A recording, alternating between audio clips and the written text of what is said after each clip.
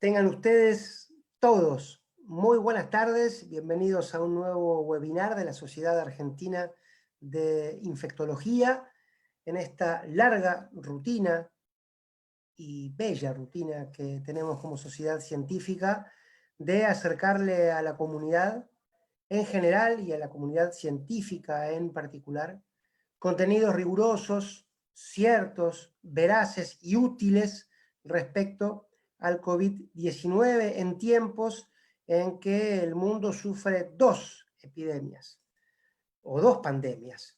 La conocida por el COVID y esa que la Organización Mundial de la Salud bautizó infodemia, que es la pandemia de falsas y malas noticias. A eso le ponemos nuestro tiempo, nuestra dedicación y nuestro compromiso desde la SADI para encuentros como este, que en el día de hoy tendrán la presencia de distinguidos profesionales a los cuales vamos a convocar.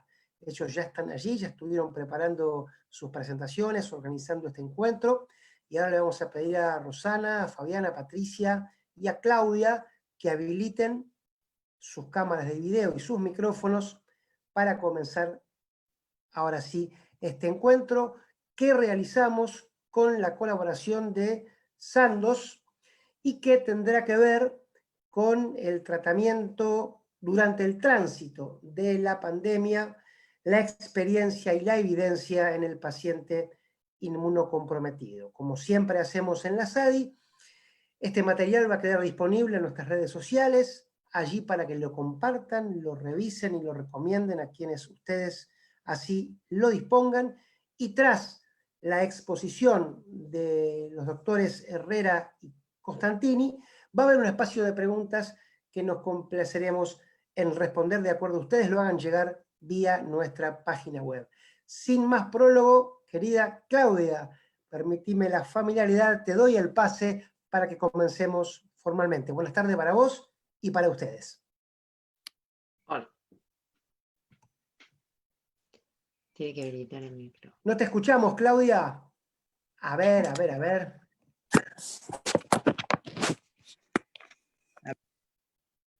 Son cosas que pasan. Lo vemos bien a Fabián. Tampoco te escuchamos, Clau. A lo mejor, ¿sabes qué? ¿Se escucha ahí? Ahora te Ahí escuchamos se escucha, fuerte sí. y claro. Pero me escuchaste cuando te dije querida Claudia, ¿no? Muchísimo te Eso es lo escuché, importante. muchas gracias. Eso es lo importante porque es lo que siento. Buenas tardes, adelante ustedes. Vamos. Buenas tardes. Es un gusto para nuestra comisión poder armar este webinar, ¿verdad? Importante como tema, en una situación tan poco frecuente como lo constituye una pandemia, y en parte pusimos transitando la pandemia porque estamos aprendiendo de un germen nuevo, fundamentalmente de huéspedes para nosotros, huéspedes que constituyen retos y distintos escenarios. Y en este webinar la idea es un poco revisar la evidencia científica que hay de aquellos países que ya han transitado un poco más avanzado que nosotros esta situación, y contar un poco la experiencia de COVID en los pacientes oncomatológicos y con tumores sólidos que tenemos en nuestro país. De pronto teniendo siempre en cuenta que nos encontramos en diversas etapas de la pandemia en nuestro país. Entonces, inicio con la charla de la doctora Patricia Costantini de COVID-19 en pacientes con tumores sólidos. Patricia Costantini es la jefa de infectología del Instituto de Oncología Ángel Roffo, dependiente de la UBA. Así que es un gusto darte el ingreso, Patri, para esta charla y te escuchamos. Y después pasaremos a las preguntas. Hola, buenas tardes. Bueno, vamos a hablar primero de qué pasa en los pacientes con tumores sólidos.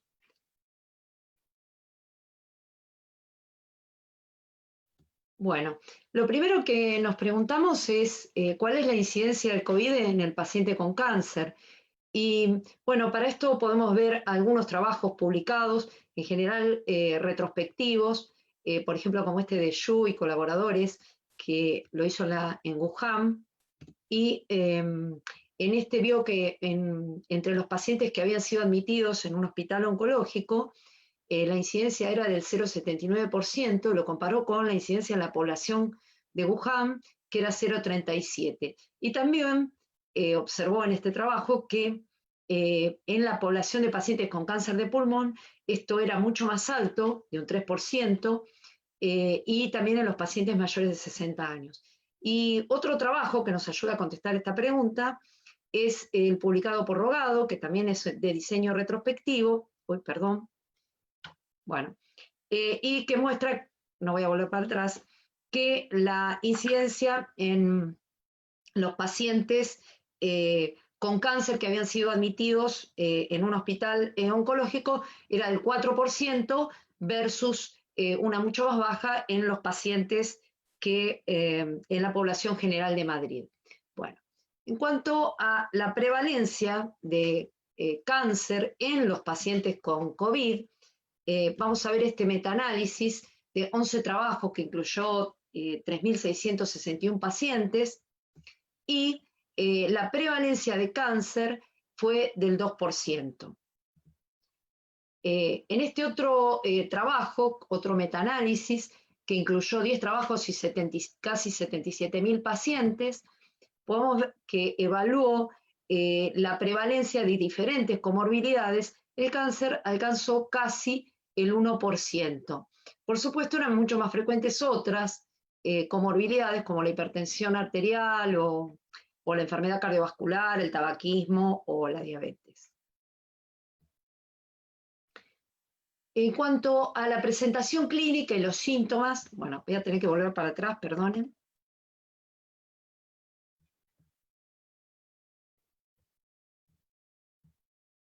En cuanto a la presentación clínica, los síntomas de presentación son semejantes en la población oncológica que en la población general, pero en cuanto a la severidad de la enfermedad y la mortalidad, podemos ver, voy a tener que dejar de tocar la pantalla, perdón.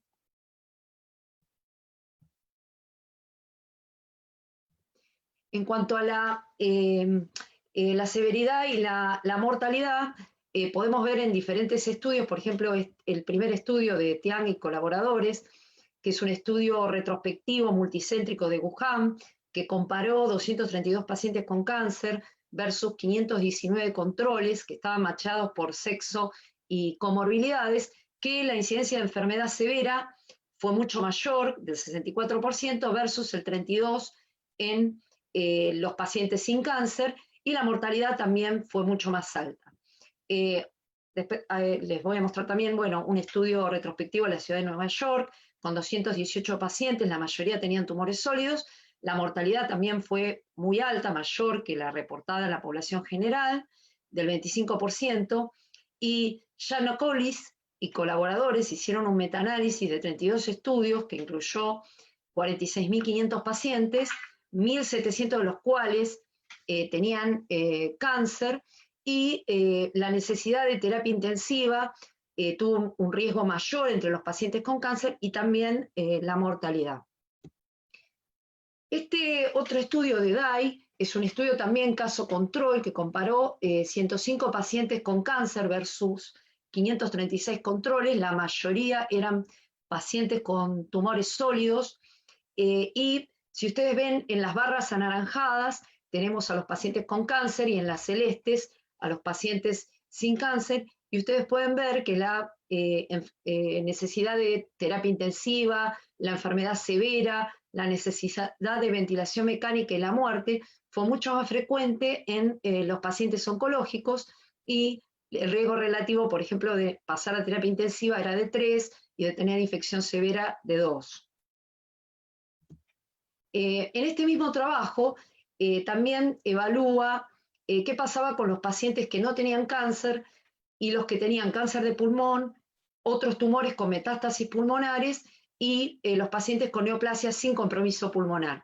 Y lo ven en el gráfico de arriba, donde en las barritas verdes están los pacientes con metástasis pulmonares, las rojas los pacientes con cáncer de pulmón, y pueden ver que tanto la enfermedad severa como la necesidad de cuidados intensivos y la muerte era mucho más frecuente en los pacientes con cáncer de pulmón o un tumor con metástasis pulmonares. Y en el gráfico de abajo también estos autores evaluaron cómo impactaba el tratamiento previo, la modalidad de tratamiento previo que habían recibido los pacientes, y ellos encontraron que la inmunoterapia y la cirugía previa se asociaba con peor evolución, con mayor mortalidad. Yendo a series prospectivas y más recientes y que aún están en marcha, por ejemplo, son los resultados de el COVID-19 Cancer Consortium, que es un estudio multicéntrico internacional, pero que, digamos, tiene pacientes fundamentalmente de centros de Estados Unidos y algunos pacientes de Canadá y otros de España. Y los resultados preliminares, los que analizan 928 pacientes con cáncer, muestran que la muerte ocurrió en 13% de los pacientes, la necesidad de ser admitido en la unidad de cuidados intensivos del 14%, el requerimiento de oxigenoterapia muy alto del 44%, y el 50% de los pacientes requirió hospitalización. Cuando analizan en un análisis multivariado qué factores se asociaron a mortalidad, la edad por cada década más que tenía el paciente tenía un riesgo relativo de 1.84 de que se produzca la muerte, el sexo masculino, el tabaquismo, el tener un performance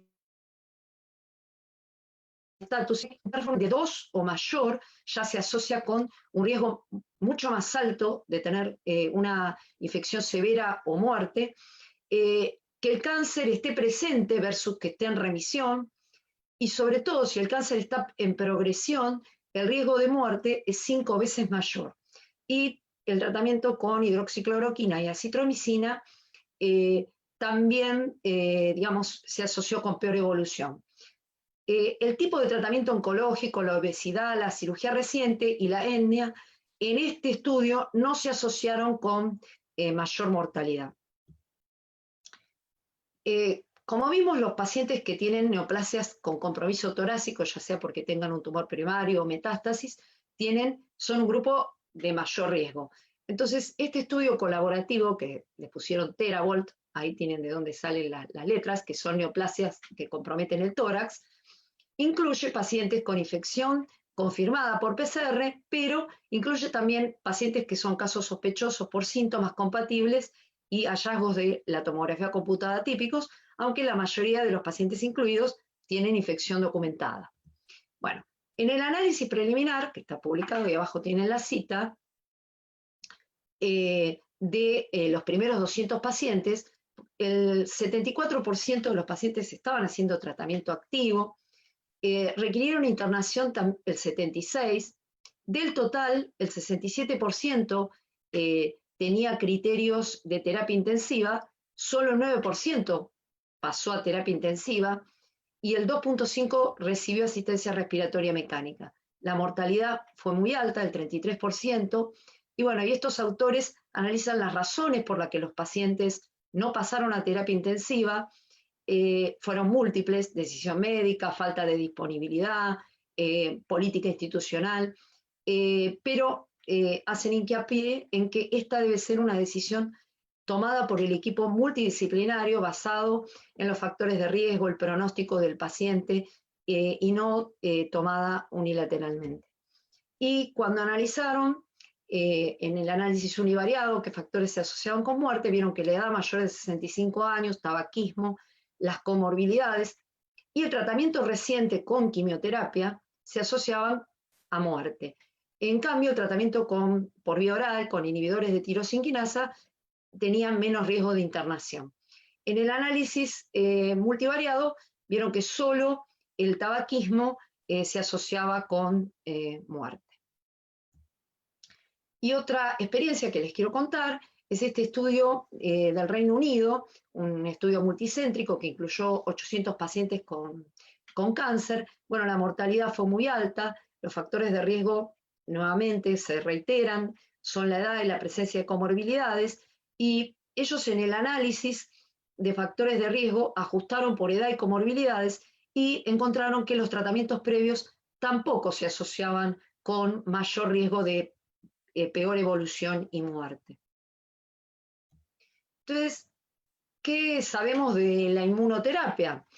Hay dos trabajos, uno que les quiero comentar, uno de Ravilotti, en una serie de pacientes del Sloan Kettering Cancer Center de Nueva York, de 423 pacientes. Este grupo tuvo 9% de mortalidad, y cuando analizaron cuáles eran los factores de riesgo en un análisis multivariado, vieron que la edad mayor de 65 años, pero haber utilizado inmunoterapia en los últimos 90 días, también se asoció con mayor riesgo de muerte. Otro grupo, también del Sloan Kettering Cancer Center, analizó un grupo más pequeño, pero todos pacientes con cáncer de pulmón, 69 pacientes, 60% estaban usando anti-PD-1, que es inmunoterapia, y este grupo tuvo una mortalidad del 23%, y cuando, como pueden ver en la tabla, cuando digamos, ajustaron por tabaquismo, vieron que la utilización de inmunoterapia no se asociaba con muerte. Y lo analizaron si lo habían recibido en las últimas semanas, si lo habían recibido en los últimos 3 meses o en los últimos 6 meses, y no encontraron asociación con peor evolución.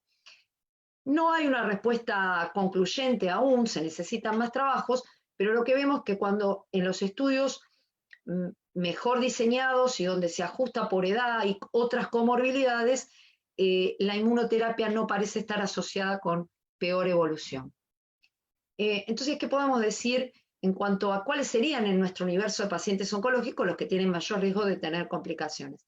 Y bueno, la edad, claramente, como en la población general, la presencia de comorbilidades, tener un performance status igual o mayor a 2, tener enfermedad metastásica, especialmente si son metástasis pulmonares, el cáncer de pulmón, y necesitamos más estudios para determinar la incidencia o la influencia de los tratamientos previos y cómo estos impactan en la evolución del coronavirus. ¿Qué podemos recomendar? Primero, tener un plan de acción. Primero, a nivel institucional, instaurar el triage para tratar de dividir claramente los pacientes con sospecha, ya sea por fiebre, síntomas de sospecha, síntomas respiratorios agudos, del resto de los pacientes, disminuir las visitas presenciales, que los pacientes entren solos si son autoválidos, que se mantenga la distancia social en todas las áreas de espera, brindar equipos de protección a todo el personal de salud y los pacientes que permanezcan con barbijo durante toda la estadía en la institución, determinar los riesgos del paciente según la enfermedad de base y los factores de riesgo del propio paciente, y también determinar las prioridades de tratamiento en forma multidisciplinaria.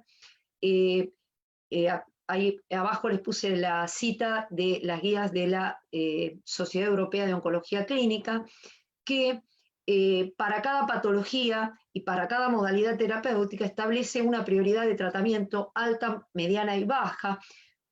Como regla general, los pacientes que tienen urgencias oncológicas, inestabilidad clínica o en los que se espera un alto beneficio del tratamiento en términos de sobrevida y calidad de vida, tienen prioridad alta para hacer tratamiento, en el contexto de la pandemia estamos hablando obviamente, y en cambio aquellos pacientes cuyo tratamiento es de carácter más paliativo, el beneficio marginal, se consideran que pueden retrasar el tratamiento hasta que se controle por lo menos el pico de la pandemia.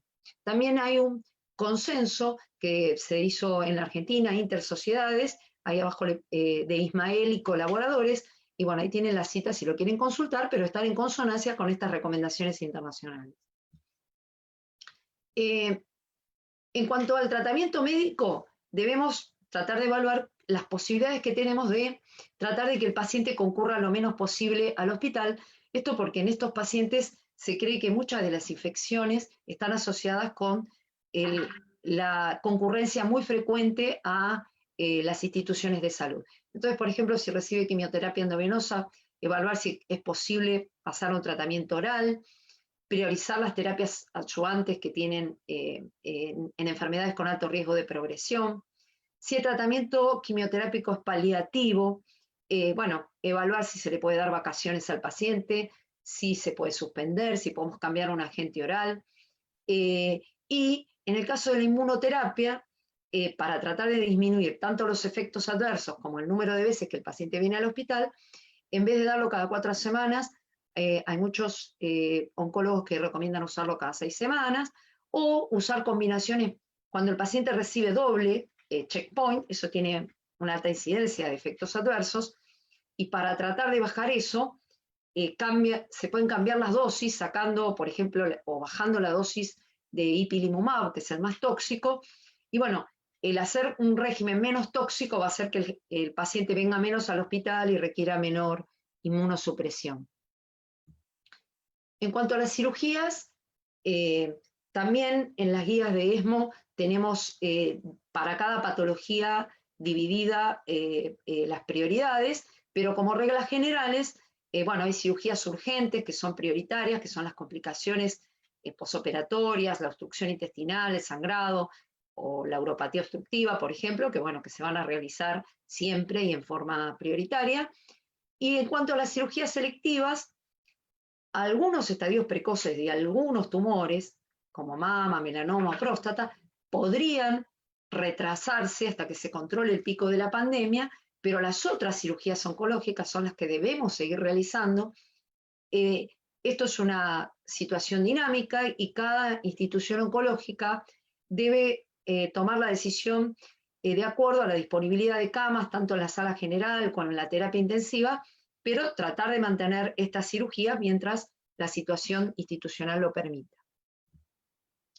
En cuanto a la radioterapia, bueno, las recomendaciones son de priorizar tratamientos curativos como para los cánceres de cabeza y cuello, cérvix, ano, etc.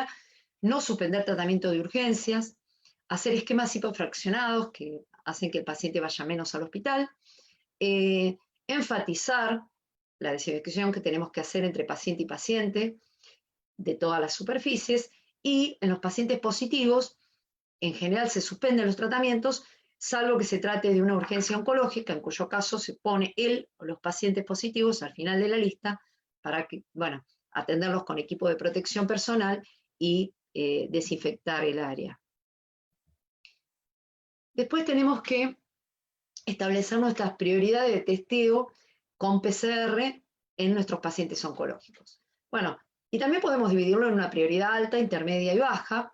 Estas, por supuesto, es una guía que para la situación epidemiológica en la que nos encontramos en la ciudad de Buenos Aires y el Gran Buenos Aires. Otras provincias que tienen menos circulación viral y otras localidades pueden tener otras recomendaciones adaptadas a su situación epidemiológica. Pero bueno, en nuestra situación epidemiológica actual, con circulación viral muy intensa, tienen prioridad más alta aquellos pacientes, por supuesto, que tienen sospecha clínica por síntomas o imágenes, los pacientes que van a ser sometidos a cirugía oncológica mayor, bueno, del trasplante y los oncomatológicos les va a hablar Fabián después, y la quimioterapia en los pacientes que tienen comorbilidades. Una prioridad intermedia, pero a los cuales nosotros estamos testeando, son aquellos pacientes que van a hacer quimioterapia citotóxica, particularmente si la van a hacer en forma internada, los pacientes con cáncer de pulmón y cabeza y cuello, los pacientes que van a hacer inmunoterapia si tienen comorbilidades, los que van a hacer radioterapia porque tienen que venir en múltiples oportunidades, en forma muy, muy frecuente a la institución, y los pacientes que van a recibir altas dosis de esteroides. Y con prioridad baja, y que podrían testearse únicamente en caso de que hubiera sospecha clínica, aquellos que hacen inmunoterapia sin comorbilidades, o terapias target, quimioterapia por vía oral, cirugías de menor cuantía, u hormonoterapia. Bueno, ¿qué hacemos si nos da positiva la PCR? Bueno, en general, posponemos los tratamientos quirúrgicos, la radioterapia, la quimioterapia y la inmunoterapia, o la terapia que estuviera recibiendo el paciente, salvo que se trate de una urgencia oncológica. Bueno, el paciente se interna, aunque esté asintomático, se hace la evaluación clínica de laboratorio por imágenes, y bueno, se actúa en consecuencia. Y en general, reevaluamos el inicio del tratamiento pasadas 2 a 4 semanas. Esto para cada paciente es una decisión individual, según la severidad del cuadro y el estado de inmunosupresión del paciente, y con el paciente asintomático o con los síntomas estabilizados y con PCR negativa. Y les voy a contar una paciente que atendimos en el instituto, una señora de 55 años, no fumadora, con diagnóstico de cáncer de pulmón, era un adenocarcinoma mucinoso invasor, que había sido diagnosticado en el 2016, estaba recaído con múltiples nódulos pulmonares bilaterales, había hecho ya una primera línea de quimioterapia en el 2018, a fines del 2019, por progresión, había hecho una segunda línea de quimioterapia con carboplatino y pemetrexed, y había pasado en marzo de este año a tratamiento de mantenimiento con pemetrexed una vez por mes, y la señora con un muy buen performance, con un performance status de 1. Consulta el 23 de mayo por dolor lumbar, a la guardia, se le hace una resonancia nuclear magnética por sospecha de compresión medular, que resulta no tener lesiones óseas, y se le da el alta con analgesia. A las 48 horas vuelve a consultar por fiebre, anosmia, tos y disnea. Por supuesto, ahí se le hizo un hisopado nasofaringio, que fue positivo para SARS-CoV-2. La placa de tórax de inicio es la que vemos en la parte superior, con infiltrado pulmonar bilateral, la señora saturaba bien, 96%, inició antibióticos con piperacina, azobactam y claritromicina, pero al 7º día de evolución persistía con fiebre, agregó desaturación, requerimiento de oxígeno, los linfocitos estaban en descenso, tenía 290, la LDH en ascenso, la ferritina alta, la PCR en ascenso, y ahí nos planteamos con esta radiografía que mostraba progresión de los infiltrados, si se trataba de un evento inmunológico o de una sobreinfección o de una coinfección que no estuviéramos tratando, y bueno, decidimos tratarle ambas cosas, le agregamos trimetoprima sulfa y vancomicina y dexametasona, y también se decidió que en el caso de que lo requiriera, la paciente iba a pasar a terapia y si lo requería, iba a recibir asistencia respiratoria mecánica. Por suerte no fue necesario, evolucionó favorablemente, aunque persistió con PCR positiva por 5 semanas. Y creo que aprendimos algunas cosas con esta paciente. Primero, que los pacientes se pueden presentar inicialmente con síntomas atípicos, creo que a todos les debe haber pasado en su centro, y esto hace que en la guardia, sobre todo, atendamos a los pacientes con equipo de protección personal. 2, que siempre, y particularmente en la población oncológica, debemos pensar en la posibilidad de coinfecciones o sobreinfecciones, y que en los pacientes oncológicos la decisión de si el paciente va a pasar a terapia intensiva o no, va a tener que ser una decisión tomada por un equipo multidisciplinario.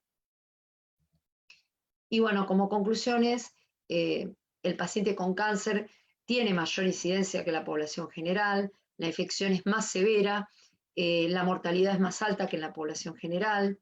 Es muy importante que nos organicemos a nivel institucional, que definamos prioridades de tratamiento, que hagamos manejo multidisciplinario de los pacientes, que tratemos de disminuir con todas las medidas posibles la adquisición intrahospitalaria, que es muy frecuente en estos pacientes, y que definamos las prioridades de testeo de acuerdo a la situación epidemiológica y, por supuesto, la disponibilidad del test en cada institución. Y bueno, después de la presentación de Fabián, bueno, vamos a responder con gusto todas las preguntas. Bueno, hola, buenas tardes a todos. Voy a presentar a Fabián Herrera, él es médico infectólogo del CEMIC y miembro de la Comisión de Huésped Inmunocomprometido, y Fabián nos va a contar en estos 20 minutos cuál es el impacto clínico y el manejo en este momento de la pandemia de las infecciones por COVID-19 en pacientes oncohematológicos y trasplantados de médula. Fabián, te escuchamos. Hola a todos, ¿cómo les va? Bueno, gracias por estar del otro lado a esta hora, que Todos deben estar muy cansados y agobiados por esta pesadilla que estamos viviendo. Yo les preparé esta agenda. Vamos a hablar también algunas cosas, como habló Patricia, de pacientes con tumores sólidos, de incidencia y prevalencia no oncomatológicos, cuál es la presentación clínica, a ver si hay algunas diferencias, cuál es la severidad, las complicaciones y la mortalidad que estos pacientes presentan, qué hay de estrategias de diagnóstico y finalmente un poquitito más en detalle de COVID-19 en receptores y donantes de trasplante de progenitores hematopoyéticos.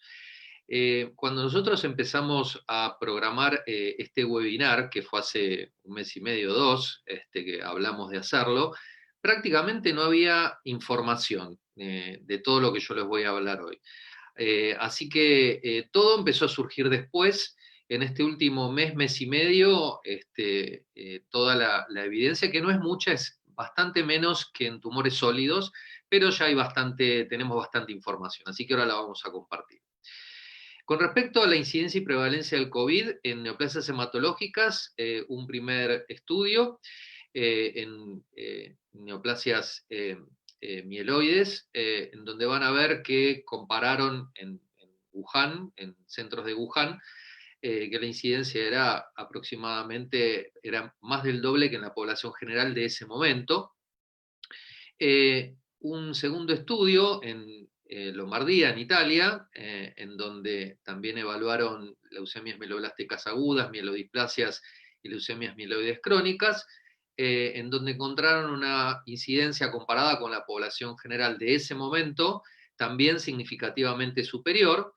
Y finalmente, un estudio también realizado en Wuhan, que es diferente, que son dos instituciones en donde lo que hicieron fue ver todos los pacientes en esos dos hospitales de Wuhan que estaban internados con neoplasias hematológicas, cuántos tenían COVID, y encontraron que el 10% de los pacientes internados en dos instituciones con neoplasias hematológicas tenían COVID-19. Así que estos datos muestran que es una infección frecuente en esta población de pacientes tan vulnerables.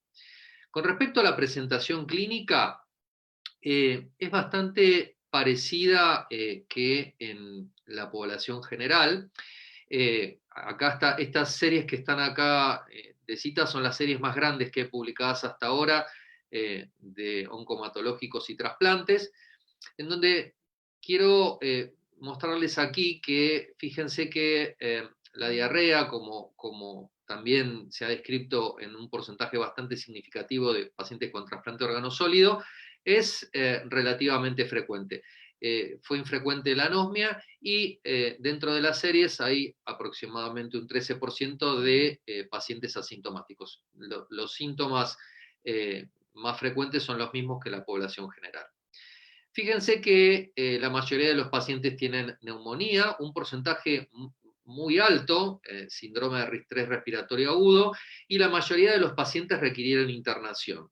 Y un dato que ya les comentó Patricia con respecto a evitar que estos pacientes tengan contacto con el sistema de salud en cuanto eso se pueda, es este estudio, es un estudio francés, en el cual en una población eran la mayoría leucemias, linfomas y trasplantes de progenitores hematopoyéticos, ellos analizaron dónde se había adquirido, y fíjense que dentro de los COVID en esa población el 24% fue de adquisición nosocomial y el 40% fue asociado a cuidados de la salud, porque eran pacientes que iban a hospital de día y que tenían contacto frecuente con el hospital. Así que es un dato no menor que esta infección es muy frecuente asociada a los cuidados de la salud o de adquisición nosocomial. Así que tenemos que estar muy, muy, muy atentos con nuestros pacientes internados. Con respecto a la severidad, esto también es un trabajo que les mostró Patricia, es un casos y controles, lo muestro porque si bien la mayoría fueron tumores sólidos, incluyen neoplasias hematológicas, en donde claramente ustedes ven que la enfermedad severa fue casi 4 veces mayor en los pacientes que tenían cáncer, comparado con los que no tenían, estaban manchados por edad, sexo y comorbilidades. Así que indudablemente tienen enfermedad más severa, como ya les mostró Patricia.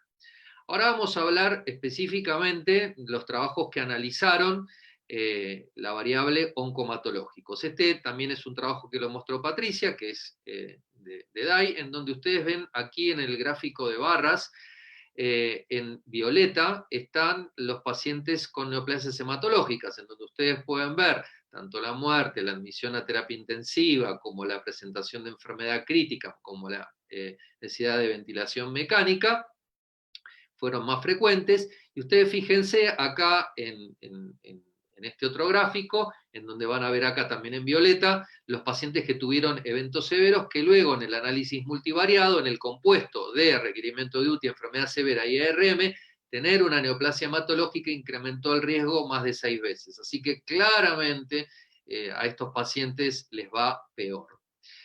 Ese estudio que les mostré es un estudio de China, pero hay este otro estudio también que Patricia les mostró algunos datos. Es un estudio también muy grande, en donde ustedes ven el N total, pero en este caso también incluyeron una población de pacientes con neoplasias hematológicas bastante considerable. Entonces, ustedes van a ver acá en los gráficos de barra, acá tumores sólidos y acá leucemias. Fíjense que tanto la hospitalización como el requerimiento de oxígeno fueron más frecuentes, lo mismo que también el requerimiento de terapia intensiva, fueron más frecuentes en los pacientes con leucemia. Y en el análisis compuesto de todos estos factores de riesgo, también tener una enfermedad severa, ARM, necesidad de UTI y muerte, en los pacientes con neoplasias hematológicas tuvieron 2 veces mayor comparado con los tumores sólidos. Así que tanto en China como en Estados Unidos y en Canadá se mostraron datos similares, que a los pacientes con neoplasias hematológicas les va peor. Y algo muy interesante de este estudio, que analizó factores de riesgo asociados con severidad, que encontró múltiples factores de riesgo clínicos que ya conocíamos, pero también analizaron factores de riesgo un poco más en detalle, que no habían sido mostrados en otros estudios. Y en este estudio encontraron que la linfopenia de CD4, acá ustedes pueden ver los pacientes que tenían enfermedad severa, tenían claramente un nivel de CD4 significativamente menor, todos menor a 350, y en el análisis multivariado, claramente tener linfopenia de CD4, tuvieron 17% más de riesgo de tener enfermedad severa. Esto no es un dato menor, porque la población que nosotros vemos, les menciono algunos, los linfomas, las leucemias linfocíticas crónicas, las leucemias linfáticas crónicas, los pacientes con trasplante de progenitores hematopoyéticos alogénicos y enfermedad injerto contra huésped, o en los primeros 100 días post-trasplantes, todos tienen linfocitopenia de CD4. Así que esto es un dato muy, muy importante a tener en cuenta. Con respecto a la mortalidad, fíjense, estos son el resumen de estos 7 trabajos, que fueron los más grandes. Acá en estos 5 trabajos, la mayoría eran leucemias, linfomas y trasplante de progenitores hematopoyéticos, en donde ustedes pueden ver acá una mortalidad sumamente elevada, y en las 2 cohortes de pacientes con mieloma, son 2 cohortes grandes, una es del Reino Unido y otra es de Estados Unidos de América, en donde ustedes pueden ver que también les fue bastante mal a los pacientes con mieloma múltiple. Así que la mortalidad en este grupo de pacientes es muy elevada. ¿De qué se mueren los pacientes? Bueno, estos son los estudios más grandes, que obviamente analizaron factores de riesgo en modelos de regresión logística multivariada. Había pacientes con tumores sólidos y neoplasias hematológicas. No voy a ahondar, porque fueron todos estos factores que ya fueron descritos y que Patricia se los comentó, pero fíjense que en uno de los estudios vieron que la quimioterapia, más allá de las 3 semanas, fue un factor protector. Así que parecería ser que debemos en esta población tratar de dar la quimioterapia lo más alejada posible. Con respecto a las estrategias de diagnóstico, Patricia ya les comentó algunas cosas de prioridades. Yo les voy a mostrar lo que recomienda la Sociedad Americana de Infectología y la Sociedad Americana de Hematología. Los primeros que se expidieron en realidad fue la ASH, la Sociedad Americana de Hematología, en donde ya hace varios meses en su página y dentro de sus recomendaciones, recomendó hacer un testeo a los pacientes asintomáticos previo a las quimioterapias, ya sea de inducción o de consolidación.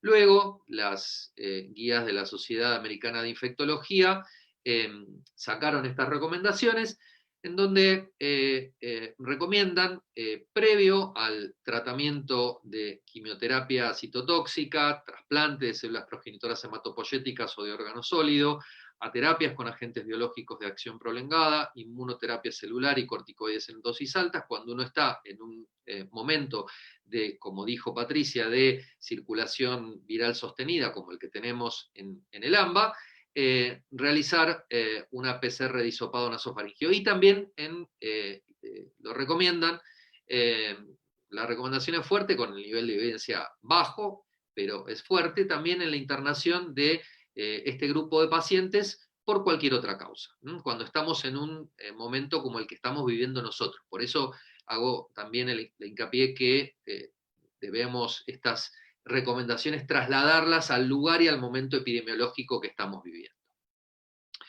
Muy bien. ¿Tiene utilidad? Este es un estudio que demuestra que sí tiene utilidad. Fíjense que es una cohorte de 85 pacientes con trasplante, la mayoría eran pacientes con neoplasias sólidas, pero había también neoplasias hematológicas, en donde fíjense que previo al tratamiento inmunosupresor hicieron PCR para COVID y encontraron 8.23% de pacientes asintomáticos que todos luego desarrollaron enfermedad asintomática, y les sirvió porque en los 7 pacientes postergaron la quimioterapia. Así que este es un primer estudio que demuestra que es útil hacerlo.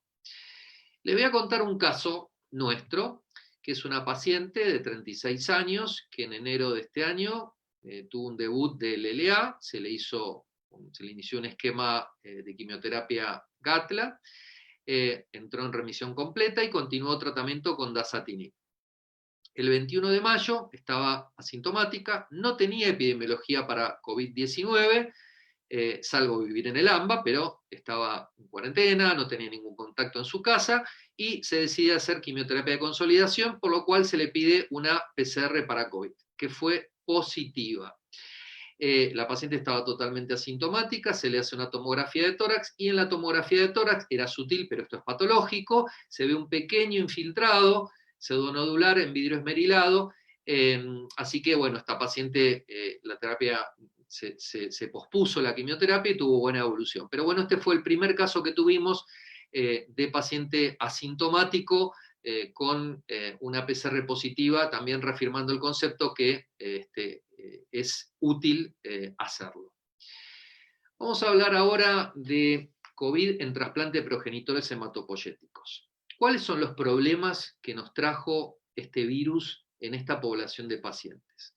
Bueno, el primero es que si los pacientes que son candidatos a trasplante o ya tienen programado un trasplante se infectan, tienen que posponer el procedimiento, con las consecuencias que eso implica. Hay pacientes que los trasplantes se pueden posponer sin ningún problema, pero hay algunos otros que tienen la enfermedad de base recaída o refractaria, activa, y que necesitan el trasplante, muchos de ellos en forma urgente. Así que se infecten es un problema realmente muy, muy grave. Después vamos a ver cuáles son las estrategias de manejo.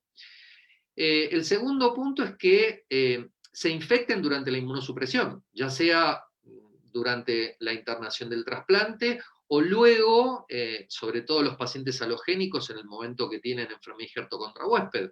Están severamente inmunodeprimidos y ya les mostré las tasas de letalidad en esta población, que son realmente muy severas. El otro punto es el tema de la restricción de los donantes no relacionados por el tema de el cierre de fronteras, la dificultad en el traslado y demás. Y esto ha traído un problema porque a veces hay que bajar un escalón, los hematólogos especialistas en trasplante a veces quieren o necesitan hacerle un no relacionado y tienen tal vez un buen candidato, y deben elegir por hacerle un haploidéntico, que es bajar un escalón en cuanto a la elección del donante. Así que eso tampoco es un tema menor. El otro punto es la potencial transmisión desde el donante. Ustedes saben que el SARS-CoV-2 produce viremia. Está demostrado esto y hay estudios en donantes de sangre, pero hasta ahora no hay demostrada transmisión por transfusiones ni por donantes. Pero como el virus produce viremia, esto es, digamos, un riesgo potencial. Y finalmente, el otro tema es la necesidad de criopreservar los progenitores hematopoyéticos. Siempre en el caso de los trasplantes se prefieren las células frescas porque se asegura la viabilidad. Si bien hay trabajos que muestran que la criopreservación no tiene demasiado impacto en cuanto a la mortalidad, en cuanto al engraftment, etcétera, etcétera, pero siempre se prefiere las células frescas. Y bueno, el tema de la pandemia ha inducido a que se necesite criopreservar para mantener en cuarentena el producto, para ver si el donante no desarrolla síntomas y que la donación sea más segura. Así que todos esos son los problemas con los cuales se empezó a lidiar en los equipos de trasplante desde que está la pandemia de COVID. Les voy a mostrar datos del INCUCAID que gentilmente me cedió la doctora Liliana Bisignano. Fíjense, esto es en la última década, desde el año 2009 hasta el 2019. Esta es la donación, son los trasplantes que se hicieron en Argentina. Fíjense cómo fue creciendo en todos los tipos de trasplante a lo largo de los años. Y en el año 2019 se hicieron 1.164 trasplantes. Fíjense, hasta el mes de mayo inclusive, se realizaron solamente 354 trasplantes en Argentina. Y para verlo mejor graficado, les voy a mostrar acá en este gráfico, en donde ustedes pueden ver acá, en líneas naranjas, trasplante autólogos, en líneas azules, es los halogénicos relacionados, y en celeste los halogénicos no relacionados. Fíjense que acá en esta semana empezó la cuarentena, fíjense cómo cayeron los trasplantes, coincidente con las cifras que yo les mostré, de los 3 tipos de trasplantes. Así que esta pandemia tuvo este impacto. Ahora está un poco como repuntando, pero en realidad disminuyó el número de trasplantes en forma considerable. Hace poquito, hace un par de meses, nos juntamos entre la comisión nuestra de la SADI, el grupo GATMO de la Sociedad Argentina de Hematología y el registro de donantes del INCUCAI para revisar las guías que había publicado hasta ese momento y hacer nuestras propias guías de manejo de recomendación, así que yo ahora les voy a mostrar lo que se trabajó entre estas 3 instituciones. Acá trabajó mucho la doctora Jordán y la doctora Salgueira, muchísimo. Son las que más trabajaron. Bueno, les voy a resumir estas guías que las pueden encontrar en la página de la SADI, también están publicadas en la revista Hematología Argentina. Con respecto al receptor previo al trasplante, adherimos a recomendaciones europeas y de Estados Unidos, realizar una PCR para SARS-CoV-2 previo al trasplante, y vamos a ver los escenarios. En el paciente que está sintomático, como cualquier virus respiratorio, hay que, obviamente, estar totalmente seguros de que las PCR son negativas. Por lo menos hay que esperar al menos 14 días que se resuelva el cuadro clínico y tener por lo menos 2 PCR negativas para que pueda ir a trasplante. En el paciente que está asintomático, pero que tiene PCR positiva, también hay que posponerle el trasplante, y en este caso lo más seguro es posponer el trasplante si se puede durante 28 días y también tener 2 PCR negativas con al menos 7 días. En aquellos receptores que tengan contacto con SARS-CoV-2 también se sugiere posponer el trasplante por lo menos 21 días y también lo ideal es tener 2 PCR negativas.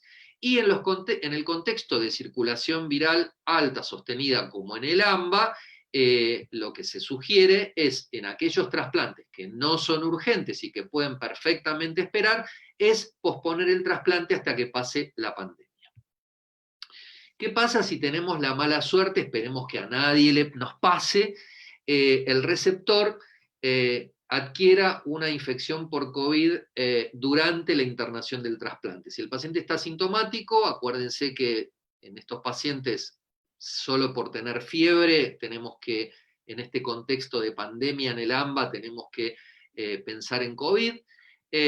Y hay que evaluarlo, y si hacemos diagnóstico de infección, acuérdense que las unidades de trasplante tienen presión positiva y eso obviamente ayuda a la diseminación viral ambiental, con lo cual tiene, más allá de lo que hagamos luego después de seguimiento y tratamiento de la infección del paciente, tiene un impacto epidemiológico porque deberíamos sacarlo de la UTMO por una cuestión obviamente epidemiológica para cuidar el resto de los pacientes que estén internados en ese momento.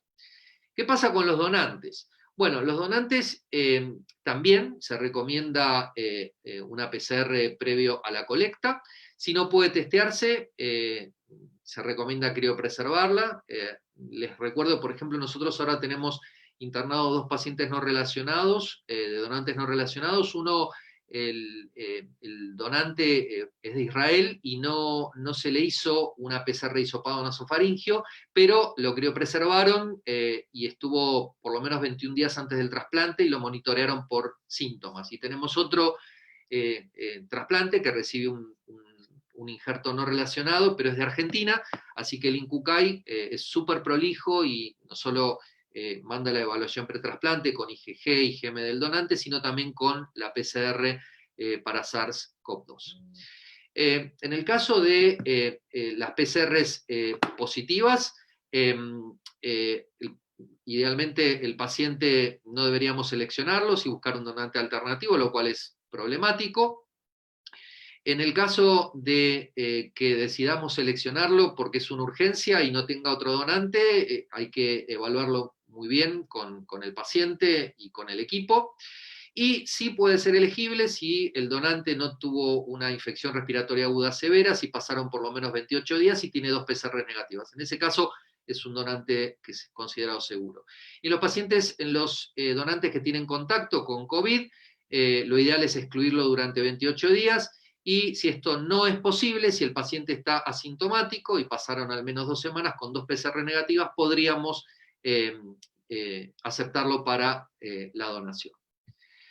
Para terminar, les voy a contar una breve experiencia de la vida real de CEMIC, de mi hospital. Hasta ahora tenemos 15 pacientes entre oncomatológicos y tumores sólidos que adquirieron infección por SARS-CoV-2, en donde fíjense que la fiebre fue el síntoma más frecuente, tos solamente tuvo 1/3, muy pocos disneas y, como les mostré en las series publicadas, también un 13% fue asintomático. La mayoría tuvo neumonía. Requerimiento de UTI, en realidad requerimiento tuvo otro paciente, pero se lo consideró un paciente terminal, entonces no se lo pasó a UTI, y uno desarrolló síndrome de estrés respiratorio agudo. En 5, en 1/3 se pasó plasma de convaleciente y fallecieron 20% de los pacientes, pero esto no está terminado porque 5 de los 15 todavía los tenemos internados. Así que bueno, esto es un poco el reflejo de la vida real, que es lo mismo que les acabo de mostrar que está publicado. Como conclusiones, el COVID-19 en pacientes oncomatológicos es más frecuente, es más severo, tiene mucha más mortalidad. La PCR de hisopado nasofaringio es una estrategia útil, pretratamiento inmunosupresor, y en los pacientes con trasplantes es ideal hacer un testeo de receptores y donantes. En el receptor, posponerlo en los sintomáticos y en aquellos asintomáticos con PCR positivas, y cuando el donante es positivo, si es posible, buscar un donante alternativo o posponerlo hasta la resolución. Bueno, y aquí termine. Muchísimas gracias. Muy bien, Fabián. Muy bien, Fabián, también Patricia. Invitamos a ustedes a que se vayan reconectando. Les contamos desde nuestra situación aquí de espectadores de lujo. Hay más de 50 webinars de la SADI, así que yo calculo que todas las personas que nos han seguido hasta ahora, e incluso yo, casi estamos a punto de recibir un título por correspondencia, no digo de médico, pero sí asesor sanitario, o algo que podamos hacer de tanta atención que le prestamos. Fabián, inclusive me quedó una frase tuya que me encantó, una sutileza como periodista, que es, le mostramos lo que pasa, ¿no? La vida real. Y qué importante eso, ¿no? Cuando los contenidos que se difunden, lamentablemente, a veces hablan de tantas otras cosas, menos de la experiencia en territorio, y cuando ustedes, los profesionales de la salud, tienen que discutir con gente que no conoció nunca ni la puerta de un hospital cosas tan sensibles. Dicho esto, ¿qué les parece? Te doy paso a Rosana y a Claudia para que nos comenten algunas preguntas y después agrego yo las del público que han enviado, son un montón, así que haremos todo lo posible para, en el corto tiempo que nos queda, responder la mayoría de ellas. Claudia, Rosana. Sí, Fabián y Patricia, les quería preguntar de coinfecciones, porque en estos pacientes que muchas veces son neutropénicos o tienen linfopenia y que de por sí ya tienen riesgo de otras infecciones además del COVID. Dentro de lo que ustedes leyeron o de la experiencia pequeña que pueden tener en los centros, ¿qué coinfecciones han documentado o han visto que describen en la literatura? Bueno, voy primero yo. Y lo que he publicado es mucho de coinfecciones virales, como hay algunas series que te muestran hasta un 20% de coinfecciones entre SARS-CoV-2 y otros virus respiratorios como el sincicial, rinovirus, otros coronavirus. También hay una serie publicada de coinfección de influenza y SARS-CoV-2, pacientes que presentaban en su mayoría infecciones severas, con un alto porcentaje de infecciones severas. Y hay también que hay report de coinfección con Pneumocystis jirovesi. Algunos huéspedes añosos sin otra inmunosupresión previa conocida, y se postula que tal vez la linfopenia esta severa que produce la propia infección por SARS severa podría ser un factor de riesgo. También los pacientes que están en terapia intensiva ventilados tienen mayor riesgo de infecciones bacterianas, intrahospitalarias. Y bueno, y lo dejo a Fabián si quiere hablar un poco de lo que hay de infecciones fúngicas invasivas en estos pacientes. Sí, justamente la población de la cual me tocó hablar a mí es la que tiene riesgo de IFI, sobre todo aspergilosis, ¿no? Que es la micosis número 1 en pacientes oncomatológicos y trasplantados. Y la verdad, ya hay 3 series publicadas, una es de Alemania, otra es de Francia y otra es de Holanda, de aspergilosis asociada a COVID severo, todos pacientes en ARM y con distrés, pero particularmente eran todos pacientes inmunocompetentes, que no eran oncomatológicos. Lo mismo que pasa con la influenza severa, que ya lo venimos viendo en los últimos años, todos los reportes que hay de aspergilosis asociados a influenza severa. Así que en estas series que involucraban más o menos entre 15, 19 y hasta 30 pacientes de esos países, encontraron una asociación que fue desde el 15 hasta el 20 y pico % de aspergilosis, obviamente presunta, porque no son oncomatológicos, no tenían los típicos criterios de Leor-TC, micosis study group, pero muchos de esos pacientes tenían hechos lavado broncoalveolar, aproximadamente un tercio tenían lavado broncoalveolar con galacto positivo, con cultivo positivo, o sea que estaban bastante razonablemente documentados muchos de los episodios. Así que, como, digamos, para recordar, aquel paciente que tiene COVID, aunque sea inmunocompetente, si es un COVID grave, si está con distrés y el paciente empeora, pensar que una de las coinfecciones puede ser una aspergilosis. Muy bien, gracias Fabián, gracias Patri. Fabián, una pregunta. Patri algo tocó también del tema, pero ¿cuál es el rol que tienen los inhibidores de la tirosina quinasa en estos cuadros de COVID? Si es que tienen algún rol en particular en estos huéspedes oncomatológicos.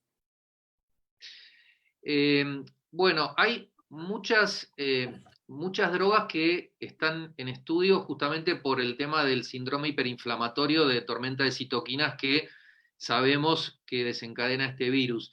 Y bueno, hay algunos estudios y algunas observaciones bastante interesantes, sobre todo con ibrutinib o acalabrutinib, que acá creo que en Argentina no hay, nosotros creo que tenemos solamente ibrutinib, que es un inhibidor de la tirosina quinasa de Bruton, que lo que haría, digamos, esa inhibición modificaría el fenotipo el fenotipo macrofágico de M1 a M2, y eso cambia el perfil de citoquinas y reduciría justamente la tormenta de citoquinas. De hecho, hay algunas observaciones en pacientes con LLC o con macroglobulinemia de Waldenström que estaban recibiendo ibrutinib, y lo que vieron son series cortas de 8 pacientes, 6 pacientes, pero bueno, han visto que los que tenían COVID y que no le suspendían el ibrutinib, no hacían ningún cuadro severo, y por el contrario, aquellos que le suspendían el ibrutinib hacían cuadros severos, iban a asistencia respiratoria y demás. Así que hay hay muchos trabajos ahora que están enfocados en esa línea. Y después están los inhibidores de la Janus quinasa, que el más estudiado es el ruxolitinib, que también produce un bloqueo de la cascada de citoquinas, y hay muchos estudios en marcha. Publicados solamente hay un estudio piloto de 14 pacientes, que se murió solamente uno, eran todos muy, muy severos con tormenta de citoquinas, pero es un estudio que muchos pacientes recibían tocilizumab, muchos recibieron corticoides, así que las conclusiones son muy difíciles de sacar. Pero bueno, hay muchos estudios en marcha. Parecería que, digamos, podrían tener un rol. O sea, está en potencial. Gracias, Fabián. Fabián y Patricia, estos pacientes sabemos que, digamos, si uno los trata como a otros virus más precozmente, podrían tener mejor evolución, por ejemplo, influenza, sincicial respiratorio, sobre todo los oncohematológicos. ¿Qué piensan ustedes de los tratamientos, si hubiese tratamientos para COVID? ¿Cuál sería el mejor escenario para tratar estos pacientes? Y de las series que ustedes leyeron, con qué los trataban, y si uno tiene que esperar a que esté diestresado el paciente para tratarlo, o lo trataría en periodos más tempranos. ¿Cuál es la opinión? Porque sé que se sabe poco, pero... Sí. Patricia, ¿querés hablar vos o querés que conteste? Para que estoy silenciada. La verdad que de tratamiento en las series publicadas de pacientes oncológicos hay muy poco, salvo datos negativos de hidroxicloroquina y acitromicina. Pero no, en las series de tratamiento no están subalanizados los pacientes oncológicos, porque si uno mira la prevalencia, es relativamente baja como para poder hablar de una recomendación de lo que uno puede analizar de los trabajos de tratamiento.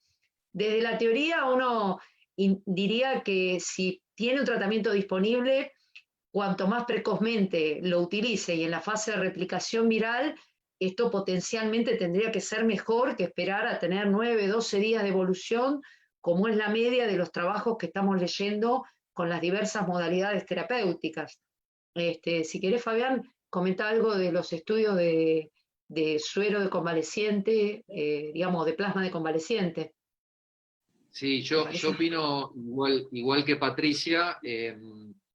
La verdad que, bueno, como todos saben, no tenemos ninguna medicación, le llamo medicación en general porque incluyo plasma, drogas, etcétera, que sea realmente que tenga una eficacia comprobada. Pero en realidad nosotros en CEMIC empezó un protocolo cuando empezó esta pandemia de plasma de convaleciente para los pacientes severos. Justamente después el equipo que es el equipo de hematología y de medicina interna que diseñó el protocolo, se empezó a trasladar a esto que decía Rosana, es decir, en un paciente que tiene una inmunosupresión severa y que tiene la mortalidad que nosotros les acabamos de mostrar, que dicen todas las citas, uno le querría dar algo lo antes posible. Y de hecho, bueno, ahora justamente se diseñó un protocolo para inmunocomprometidos con casos leves a moderados. Así que obviamente es una incógnita porque no hay ningún trabajo exclusivamente de plasma en inmunocomprometidos o en estos pacientes. Hay obviamente de esta población que está incluida, pero yo no encontré nada de un subanálisis específico en esta población, así que es una incógnita, es experimental, pero eso y los corticoides es lo único que tenemos en Argentina, así que me parece que uno tiene que utilizar lo que tiene, y creo yo, igual que Rosana y que Patricia, estadios precoces. Bueno, muchas gracias. No sé si...